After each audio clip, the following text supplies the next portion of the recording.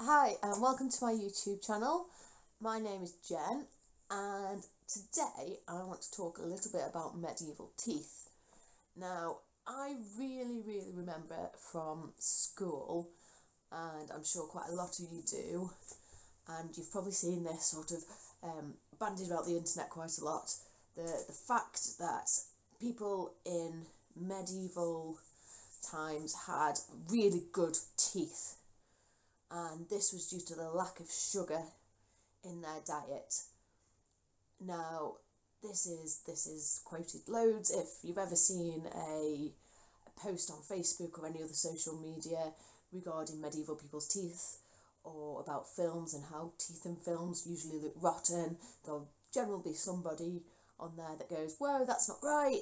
Teeth, they should look really good," as sugar was not imported, at least till Britain, until around about the late Tudor period, talking about Queen Elizabeth I sort of era. And well, in our haste to clear that misconception up, we almost create another misconception about medieval teeth. And how good were they really? Were they really as good as people are saying because of the lack of sugar? So sugar itself has been cultivated from around about 4000 BC in what's now the Bengal region of India, and Europeans have known about it since around about the 1st century AD, and the Greeks and the Romans used it sometimes, occasionally, as medicine. People like Pliny the Elder have written about using it, and that would have been very rare, very occasional. It's obviously not enough to use to build up plaque, tartar, the nasty things that rot your teeth away. Over time, more and more Europeans have found out about sugar.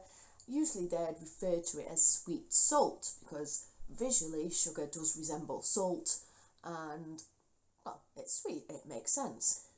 So logically, this does make sense in most people's heads, that because there was hardly any sugar in Europe during the medieval period, and the only people that could really afford it would be the upper echelons of society, the absolute richest of people, it does make sense that the lack of sugar in people's diets would have mean less tooth decay.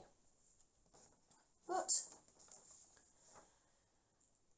this doesn't mean that people's teeth weren't bad.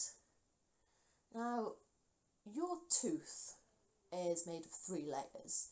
The top layer is enamel, that's the white visual stuff that you can see. That's a really hard layer that protects the rest of your tooth.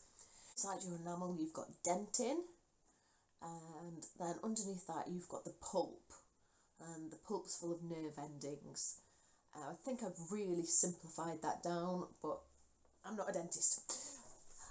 And for the vast majority of people, especially in medieval Europe, their main food would have been bread. About 70% of a European medieval person's diet would have consisted of bread. 70% of a European person's diet would have consisted of bread. Now, bread would have been ground down between 2 heavy stones, a quernstone or a millstone, and hopefully I'm going to make a later video about bread and making bread, because I do have a quernstone and I find it really interesting. This video is not about the whole process of bread, this video is about teeth. And the problem is, with a lot of quernstones or millstones, the type of rock that they are made out of, when they are getting ground together, not only are they crushing the grain down into flour, they're also rubbing on each other, and pieces of grit, pieces of the stone, are wearing off, and they end up in people's flour. And this means that inside the flour you get grit. Think of it a bit like chewing sand. Occasionally, sometimes if you've been to the beach, you may have got a bit of sand stuck in your tooth. It feels horrible. And this would wear people's teeth down. And there's been a lot of studies about this. The first teeth to wear down would be the first molars, so the molar teeth that are closest to the front of your mouth, they would wear down the first. then the second molars, and then the third molars would wear down. This wouldn't be a little bit of wear, this would be a lot of wear. This would wear from the enamel down through the dentin, and then eventually it'd wear down to the pulp. Now, if that pulp's exposed, you're at risk of getting dental abscesses. Now, I've never had a dental abscess. I'm sure some of you might have had a dental abscess. They're probably really, really nasty. Now, if that dental abscess is not treated, you are at high risk of things like sepsis and then death. Not fun. So there's an archaeological study, and this study was done on medieval Icelanders.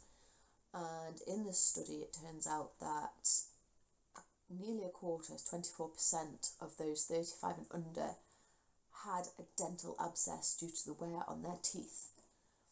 And just over half of those 36 and over had a dental abscess due to the wear on their teeth.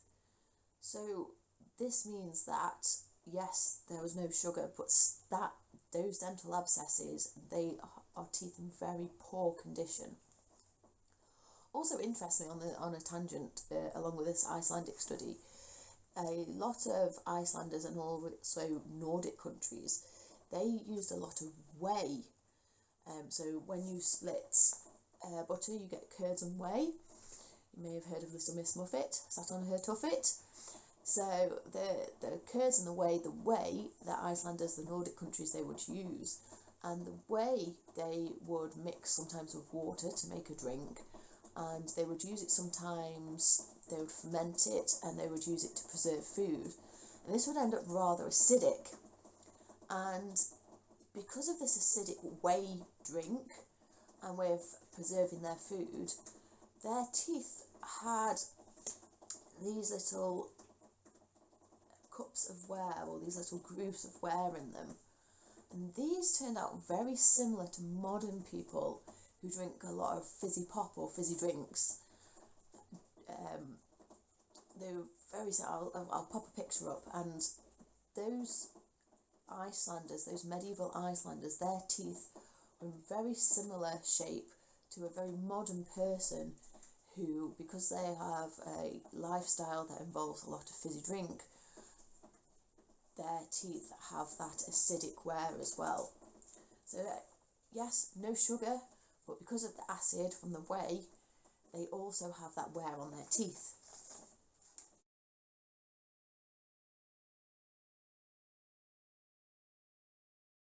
Back to the main point though, your social standing did have an effect on your quality of bread.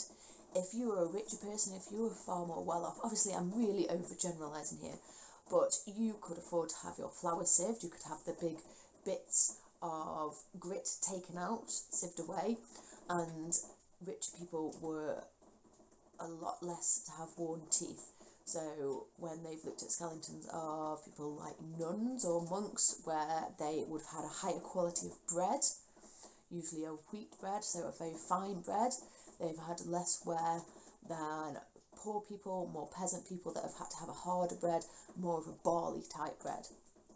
It's also interesting to notice that sometimes, depending on your region where you live, that would also have an effect on your teeth and the amount of wear, because the quernstones weren't always made out of the same type of stone. So lots of quernstones were made out of what was local to the area. It's really interesting that Paris in the 11th century had a very good quality type of quernstone. It was very high in quartz, which meant that not a lot of grit, not a lot of bits would be able to get in the flour. And only about 20% of people would have very worn teeth. And that was found in a gravesite in a place called Chevilly. I do apologise, I'm going to pronounce this terribly wrong. Chevilly le Roux. So about 20% of the skeletons there had very worn teeth.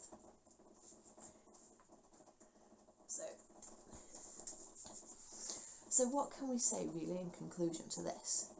So yes, medieval people, they didn't have the high sugar diet that modern people do.